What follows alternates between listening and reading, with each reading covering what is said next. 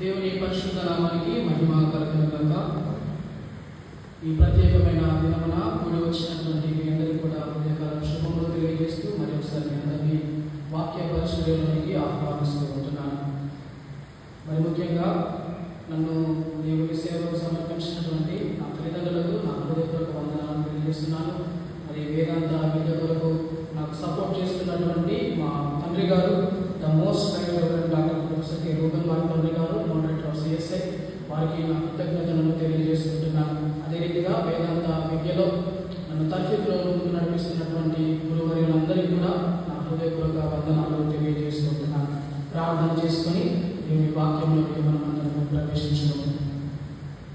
పరిశుద్ధులమైన మా తండ్రి, ఉదయకాల సమయంలో ప్రభువా మీ ఆరాధనలో వాక్య ధ్యానం నుండి అందరము వెళ్తుండగా నీ కృపను నీ కాపుదలను దయచేయండి ప్రభువా. ఇదిగోనైనా వాక్యమును బోధిస్తూ ఉండగా ప్రభువా నేను కాదు తండ్రి, నా ద్వారా ఇక్కడ ఉన్నటువంటి నీ బిడ్డలందరితో నీవు మాట్లాడండి.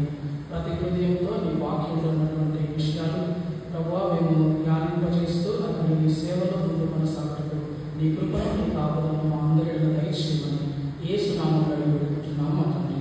ఆమేన్.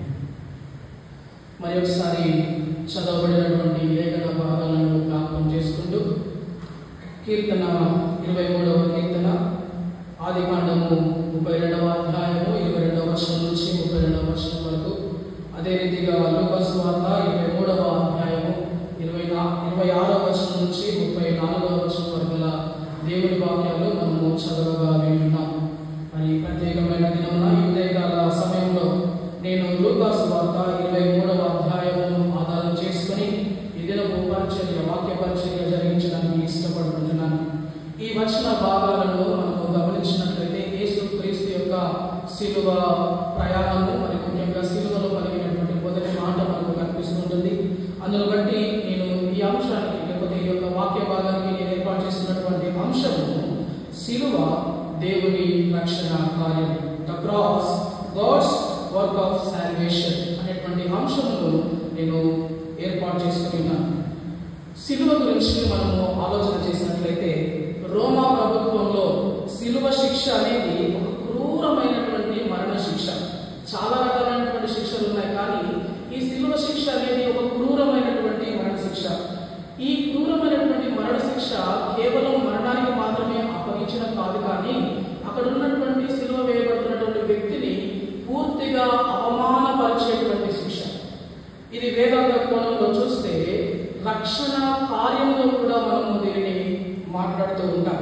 శిలువ శిక్ష రోమా పాలకులు సాధారణంగా తిరుగుబాటు చేసిన వారికి, దోపిడీదారులకు, దొంగలకు, బానిసలకు విధించేటువంటి వారు. ఇది అనేకులకు భయం కలిగించేటువంటి రీతిగా ఊరికి చివరి భాగంలో ఎత్తైన ప్రదేశాలలో ఈ శిలువ శిక్షను అమలు చేసేటువంటి వారు. యూదులకు శిలువ శిక్ష విషయంలో వస్తే అది వారి యొక్క జీవితంలో ఒక శాపంగా పరిగణించబడింది. ద్వితీయోపదేశ కాండము 21వ అధ్యాయము 23వ వచనంలో మనం చూసినట్లయితే వేలాడదీయబడిన వాడు దేవునికి శాపగ్రస్తుడు అనేటువంటి మాట మనకు కనిపిస్తుంటుంది. యూదుల ఆలోచన విధానంలో శిలువ అనేది ఒక శాపముగా వారు భావించేవారు. చాలా మంది పండితుల అభిప్రాయం ప్రకారం కూడా ఇది ప్రవచనాలను నెరవేర్చుటకు దేవుని రక్షణ కార్యచర్యగా దీనిని చెప్తూ ఉంటారు. రక్షణ విషయంలో మనం ఆలోచన చేస్తే దీనిని గ్రీక్ లో సోటేరియా అని అంటాం. దీని అర్థము డెలివరెన్స్, సేఫ్టీ, హీలింగ్, ప్రిజర్వేషన్ అనేటువంటి వివిధ అర్థాలతో ఇది వస్తుంటుంది. ఈ రోజుల్లో మనం అనుకుంటున్నాం రక్షణ అంటే కేవలం ఆత్మీయ స్థితిలో అని అనుకుంటాం, కానీ రక్షణ అంటే మనకున్నటువంటి ప్రతి పరిస్థితి నుంచి విడుదల పొందడం, మనకున్నటువంటి ప్రతి స్థితిలో నుంచి విముక్తి పొందడం అని దేవుని యొక్క వాక్య ప్రకారంగా మనము చూసుకోవాలి.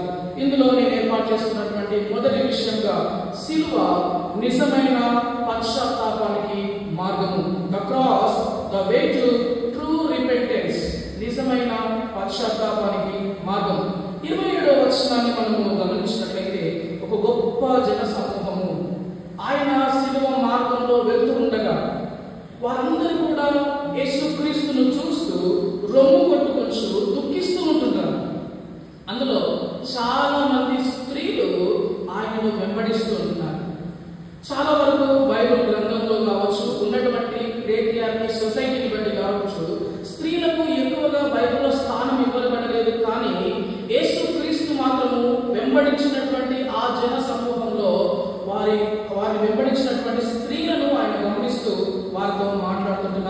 యెరూషలేము స్త్రీలు యేసుక్రీస్తు పట్ల దయతో వారు విలిపిస్తుంటున్నారు, రోధిస్తుంటున్నారు. యేసుక్రీస్తు వారిని చూసి ఒక మాట అంటున్నాడు, నా కోసం కాదు, మీకోసము, మీ పిల్లల కోసము దుఃఖించమని, ఏడవమని చెప్తుంటున్నాడు. ఈ మాటలు మనం చూసినట్లయితే చాలా మంది పండితుల అభిప్రాయం ప్రకారం ఈ యొక్క ప్రవక్తగా రాబోయేటువంటి కాలమును సూచిస్తూ, రాబోయేటువంటి వినాశనాన్ని సూచిస్తూ చెప్తూ ఉంటున్నట్లుగా తెలియజేస్తుంటున్నాం. రేమండ్ ఈ బ్రౌన్ అనేటువంటి పండితుడు డెత్ ఆఫ్ ద మెస్సయా అనేటువంటి రచనలో యేసు వారి కన్నీళ్లను తిరస్కరించి వారి భవిష్యత్తును, వారికి కలిగేటువంటి తీర్పును గురించి చెప్తుంటున్నట్లుగా మనకు తెలియజేస్తున్నాడు. ఆయన ఈ యొక్క సందర్భాన్ని ఉద్దేశించి కేవలము ఇది జాలిపడే సమయం కాదు, ప్రవచనాత్మక హెచ్చరిక అని రేమండ్ ఈ బ్రౌన్ తెలియజేస్తున్నాడు. ఆయన పలికినటువంటి, యేసుక్రీస్తు చెప్పినటువంటి ఈ మాటకు బదులుగా చాలా మంది పండితులు దాదాపు 70 సంవత్సరం CE వారు యెరూషలేము యొక్క విధ్వంసానికి ముడికడుతూ, యెరూషలేములో జరిగినటువంటి వినాశనానికి ముడికడుతూ ఆయన ప్రవచనం నెరవేర్చినట్లుగా చాలా మంది పండితులు తెలియజేస్తున్నారు. 31వ వచనాన్ని మనం గమనించినట్లయితే, పచ్చి మ్రానుకి ఈ విధంగా చేస్తే ఎండిన మ్రాను ఎలా చేస్తారు అనేటువంటి మాటను ఆయన మాట్లాడినట్లుగా మనం చూస్తున్నాం. పచ్చి మ్రాను మనం సాధారణంగా గమనించినట్లయితే జీవము కలిగి ఫలములనిచ్చేటువంటిగా ఉంటుంది. ఎండిన మ్రాను జీవము లేనిది, ఫలములు లేనటువంటి స్థితిలో అది ఉంటుంది. పచ్చి మ్రానుగా యేసుక్రీస్తు తనని తాను పోర్ట్రేట్ చేసుకుంటున్నాడు ఇక్కడ. ఆ విషయాన్ని మనం ఆలోచిస్తే, దేవుని నుంచి పంపబడినటువంటి కుమారుడుగా, దేవుని దగ్గర నుంచి పంచేటువంటి ఆత్మీయమైనటువంటి స్థితులను, ఆత్మీయ ఫలాలు కలిగినటువంటి వ్యక్తికి మీరు ఇలాగ చేస్తే, ఇశ్రాయేలు ప్రజలైనటువంటి వారు కేవలం ఆచారాలకు మాత్రమే విలువనిస్తూ ఎటువంటి మానవీయత, వ్యక్తిత్వము, హ్యుమానిటీ లేనటువంటి ఈ ప్రజలను ఏం చేస్తారు అనేటువంటి మాటను పలికినట్లుగా మనం చూస్తూ ఉంటున్నాం. పశ్చాత్తాపం అంటే పాపముల నుండి తిరగడం, పాపముల నుండి ప్రభు యొద్దకు నడిపించబడడం.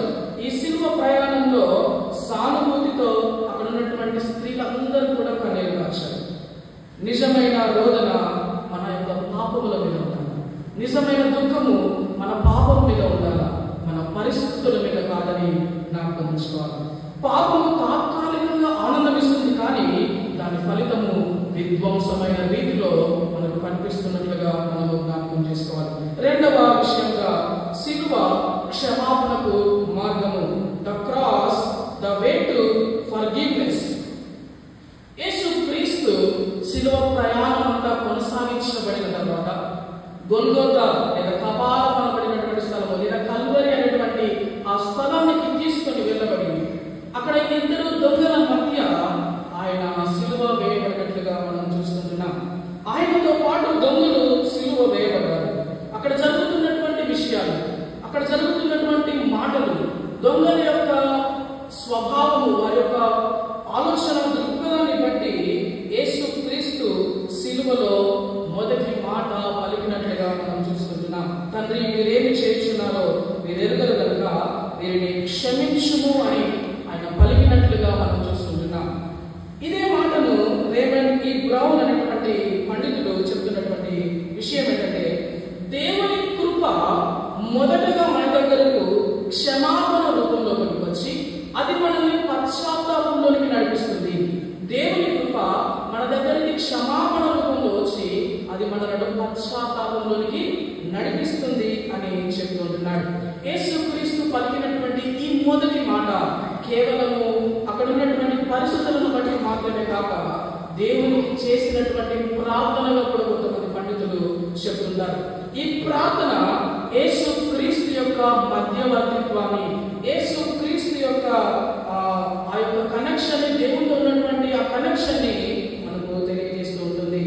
ఇది ఆయన చేసిన ప్రార్థన. ఈ మాట ద్వారా క్రీస్తు మానవులందరికీ కూడా క్షమాపణ యొక్క గొప్పతనాన్ని తెలియజేశాడు. సిలువలో ఉన్నాడు, అక్కడ ఉన్నటువంటి పరిస్థితులు ఆయనకు విరోధంగా జరుగుతున్నవి, దూషణకరమైన మాటలు ఉన్నవి, అవమానకరమైనటువంటి పరిస్థితులు ఉన్నవి. అయినను కూడా ఆ చివరి క్షణంలో యేసుక్రీస్తు క్షమించేటువంటి గుణమును ఆయన చూపుతున్నట్లుగా మనం చూస్తున్నాం. Jesus Christ is a mediator between God and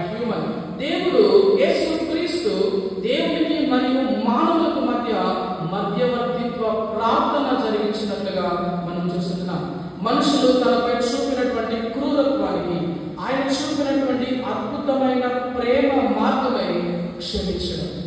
మూడవ విషయంగా మనం చూసినట్లయితే సిలువ శిష్యత్వానికి మార్గం. The cross the way to discipleship.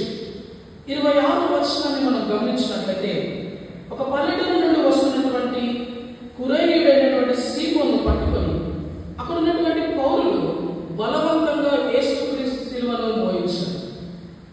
రోమా పౌరులందరూ, రోమా సైనికులందరికీ కూడా ఒక అధికారం ముందుగా ఇవ్వబడింది. ఎవరికైతే శిక్ష అమలు పరచబడుతుందో వారు దానిని భరించలేని సమయంలో అక్కడ ఉన్నటువంటి పౌరుల్లో ఎవరినైనా కూడా బలవంతంగా ఆ సిలువ యొక్క కార్యంలో జోడించవచ్చు లేదా ముందుకు తీసుకొని వెళ్ళవచ్చు. ఆ అధికారం చేత రోమా పౌరులు, సైనికులు అక్కడ ఉన్నటువంటి కురేనీయుడైన సీమోనును ఆ సిలువ యాత్రలో పాలిభాగస్తులుగా చేసినట్లుగా మనం చూస్తున్నాం. సీమోను విషయాన్ని మనం గమనిస్తే సాధారణంగా ఆయన చేసేటువంటి వృత్తి వ్యవసాయం. ఆయన కురేని దేశానికి చెందినటువంటి వాడు. ఇది ప్రస్తుతం ఉత్తర ఆఫ్రికాలోని లిబియా ప్రాంతానికి అది ఈ రోజున చేతి ఉంటుంది. ఈయన రోమా ప్రభుత్వము చెప్పినటువంటి ఆ పని చేసేటప్పుడు చాలా అసహనంగా లేకపోతే అదొక భారముగా ఫీల్ అయ్యవచ్చు. కానీ నేటి దినం వరకు కూడా ఆయన గురించినటువంటి ప్రస్తావన యేసుక్రీస్తు సిలువ యాత్రలో జరుగుతున్నటువంటి ప్రతి సందర్భంలో, చెప్పబడుతున్నటువంటి ప్రతి సందర్భంలో ఆయన జ్ఞాపకం చేసుకుంటున్నాం. సీమోను సిలువ మోయడము దేవుని శిష్యత్వాన్ని కొనసాగింపుగా చెబుతూ ఉంటుంది. ఈ యొక్క రోమా పత్రిక 16వ అధ్యాయం 13వ వచనం, అదే రీతిగా మార్కు సువార్త 15వ అధ్యాయం 22వ వచనం మనం గమనిస్తే ఈ సీమోను అలెగ్జాండరు మరియు రూఫునకు తండ్రిగా మనం చూస్తున్నాం. మొదటి శతాబ్దంలో లేదా ఆదిమ సంఘములో వీరు సంఘములకు ఎంతో సేవ చేసినటువంటి కుటుంబముగా నిలబడుతుందని మనము జ్ఞాపకం ఉంచుకోవాలా. ఎన్టీ రైట్ అనేటువంటి పండితుడు ఈ సీమోను గురించి చెప్తున్న ఒక మాట, సీమోను యేసు క్రీస్తుకు అనుకోనటువంటి ఒక శిష్యుడు, యేసు క్రీస్తుకు ఊహించినటువంటి ఒక శిష్యుడు. మరి ఆ శిష్యుడు ఏ విధంగా తన యొక్క పరిచర్యను కొనసాగించాడు అనేటువంటి విషయాన్ని మనం జ్ఞాపకం చేసుకుందాం. ఈ మూడు విషయాలను బట్టి ఈ రోజున మనం తెలుసుకోవాల్సిన విషయం ఏంటంటే మనం ఏ స్థితిలో ఉన్నాం, మనం ఏ పరిస్థితిలో ఉన్నాం, ఎటువంటి స్థితిలో మనం ముందుకు వెళ్తుంటున్నాం. క్రీస్తు సిలువ క్షమాపణను నేర్పించింది, క్షమించడం నేర్పించింది. క్రీస్తు సిలువ పశ్చాత్తాపంలోనికి నడిపించే మార్గంగా ఉంది. క్రీస్తు సిలువ శిష్యత్వంలోనికి నడిపించే రీతిగా ఉంది. మరి మన పరిస్థితి ఎలా ఉంది? సేవా తర్ఫీదుకు పిలువబడినటువంటి మనల్ని మనము క్రీస్తుకు ఇష్టమైనటువంటి సేవకులుగా లేదా ఈ గుణ లక్షణాలను ప్రదర్శించేటువంటి వ్యక్తులుగా మనం ఉంటున్నామా? మనము దేవుని మాటలకు లోబడి జీవిస్తున్నామా అనేది మనం ఒకసారి ఆలోచన చేయాలి. రాబోయే రోజుల్లో పరిచర్యలోకి వెళ్ళబోతున్నటువంటి మనమందరము క్రీస్తు యొక్క రక్షణను ప్రచురించే విధంగా మనం ఉండాలి. ఆనాడు క్రీస్తు రక్షణ ప్రకటించడానికి సిలువ మార్గాన్ని ఎంచుకున్నాడు. ఆనాడు జీవము లేనటువంటి ఆ సిలువ, భయము కలిగినటువంటి ఆ సిలువ క్రీస్తు ధరించగానే అది మనందరికీ ఒక ధైర్యముగా మార్చబడింది. ఈనాడు ఆ సిలువ స్థానంలో దేవుడు నిర్ణయించుకుంటున్నాడు. తన రక్షణ కార్యాన్ని, దేవుని రాజ్యాన్ని స్థాపించడానికి దేవుడు నిన్ను ఒక సిలువగా వాడుకుంటున్నాడు. మరి నీవు ఏ రీతిగా ఉంటున్నావు అనేది ఒకసారి మనము ఆలోచన చేసుకోవాలి. డాక్టర్ ఆఫ్ సాల్వేషన్ ప్రకారం మాకు ట్రీట్ చేసినటువంటి రెవరెండ్ తిమోతి విజయ్ కుమార్ అయ్య గారు రక్షణ గురించి ఒక మాట చెప్తుంటాడు. రక్షణ అనేది మనం అందరం కూడా ఒకసారి పొందుకొని వదిలేసేది కాదు. ప్రతిరోజు దాన్ని మనం కాపాడుకోవాలి. ప్రతిరోజు మనం దాన్ని కాపాడుకుంటూ మన యొక్క జీవన విధానంలో ముందుకు కొనసాగాలని అయ్యగారు మాకు తెలియజేస్తున్నాడు. మరి సేవా పరిచయలో ఉన్నటువంటి మనం నిజమైన రక్షణ అనుభవాన్ని పొంది వదిలేసామా? రక్షణ కార్యాన్ని నేటి దినం వరకు కూడా కొనసాగిస్తున్నామా, కాపాడుకుంటున్నామా అనే విషయాన్ని జ్ఞాపకం చేసుకోవాలి.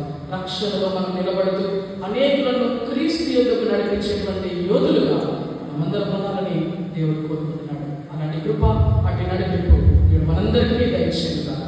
ఆమేన్. చివరి ప్రార్థన, ప్రభు ప్రార్థన ఆశీర్వాదంతో ఈ యొక్క ఆరాధనను ముగించుకుందాం.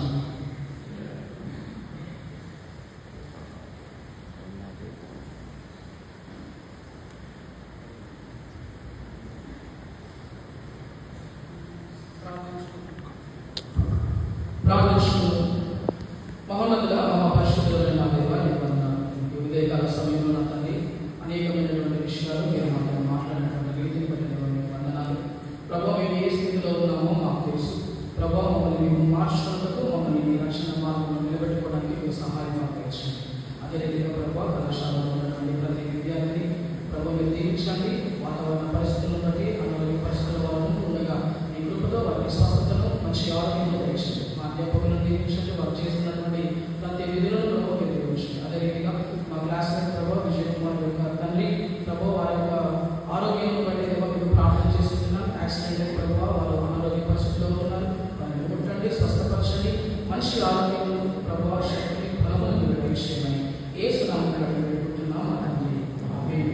పరలోకమందున్న మా తండ్రి, మీ నామము పరిశుద్ధపరచబడుగాక, మీ రాజ్యం వచ్చుగాక, మీ చిత్తము పరలోకమందు నెరవేర్చుటకు గాక. మా దినఆహారము మాకు దయచేయము. మా అపరాధం చేసిన వారిని క్షమించిన ప్రకారం